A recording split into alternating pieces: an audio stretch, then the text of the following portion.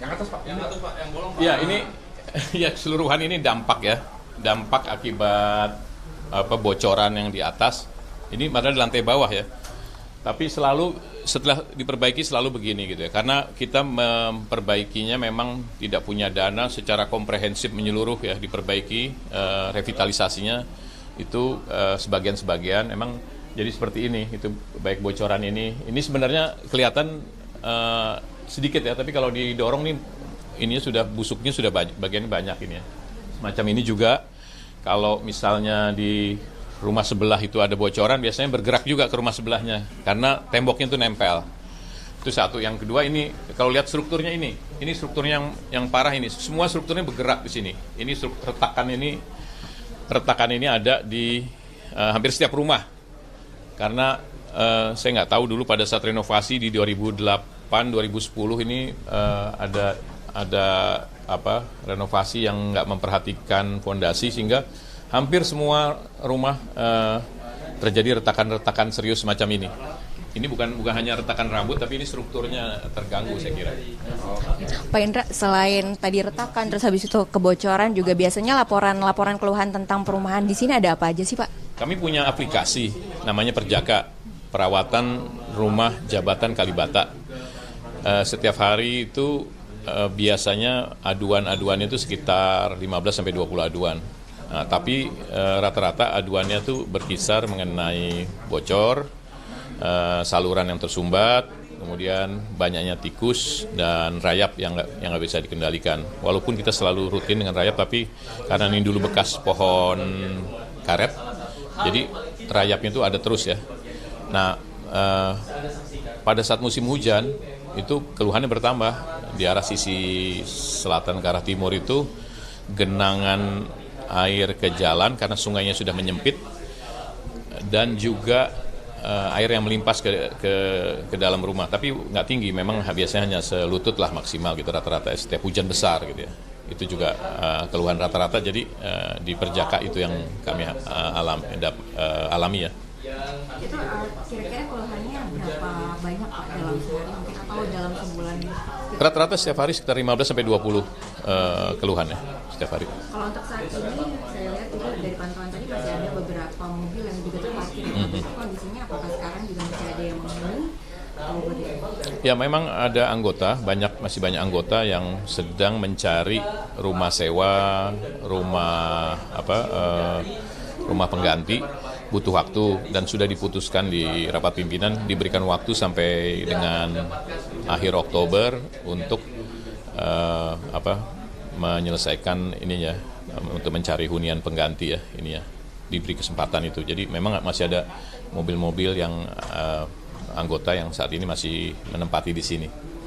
Selain kalau untuk nantinya kemudian sudah dikosongkan, kelanjutannya rumah ini akan diapakan Pak?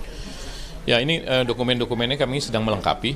Nanti sesegera mungkin kami akan berkoordinasi dengan Kementerian Keuangan, Ditjen Kekayaan Negara, dan Sekretariat Negara untuk mendiskusikan mekanisme serah terima ke depan seperti apa aturannya. Karena walaupun ini aset tanahnya tercatat di Kementerian Keuangan, aset atasnya tercatat di Kementerian Sekretariat Negara, tapi juga ada aset-aset dari Sekretariat Jenderal seperti ini ya, tempat tidur, kemudian kredensa, sofa-sofa itu tercatat di aset kami, sehingga itu harus dibuatkan dulu nanti berita acara sejumlah rumah yang ada ya. Ya, silakan. Kalau untuk satu rumah ini terdiri dari berapa ruangan? Rata-rata itu kalau 4 kamar dan 1 ruang pembantu ya. 4 kamar dan 1 ruang pembantu. Dan rata-rata juga 2 lantai ya Pak ya? 2 lantai, memang semua 2 lantai. Kalau untuk luas bangunannya Pak sekitar berapa? Ini 190 ruang 90. Kalau untuk kemudian nanti sudah dihibahkan, berarti maksud sudah tidak ada yang lagi yang boleh menempati di sini, kemudian maka akan diserahkan kembali ke Kementerian. Ya. Kalau untuk rumah yang dalam kondisi seperti ini kira-kira ada berapa Pak dalam untuk di kompleks ini sendiri? 519 ya. 516 di sini. Nanti yang di Blok F ada 80 ya. Blok F itu seberang sana yang di samping rel dan di samping Sungai Ciliwung ya. Itu ada 80 unit. Kalau untuk mau rumah dengan kondisi yang seperti ini menyentuh atas, kira-kira ada lokasinya berapa rumah? Hampir semua rumah pada saat renovasi di 2008-2010 itu mungkin ada menurut saya ada kegagalan struktur atau gimana ya. Karena semua di bagian belakang itu strukturnya lemah sehingga semua strukturnya turun dan itu narik atap semua rata-rata. Hampir semua rumah. Mungkin kalau selain di kamar yang tadi bisa ditunjukkan juga Pak, mungkin ada kerusakan lagi di sini. Ini kan tiap rumah, walaupun rumahnya tipikal tapi kerusakannya beda-beda ya, karena kita lihat ini ada juga yang rumahnya itu yang biasanya kerusakan parahnya di bagian belakang gitu ya. Kalau ini ya tadi sudah dilihat ya, misalnya ini di bagian, nah ini di bagian garasi yang kita lihat juga ini kerusakannya parah ya. Ini nampaknya semacam ini ya. Tapi kalau misalnya dilakukan pembongkaran sebenarnya kerusakannya ini udah menyeluruh ini sebenarnya. Ini bisa dilihat. Oke, berarti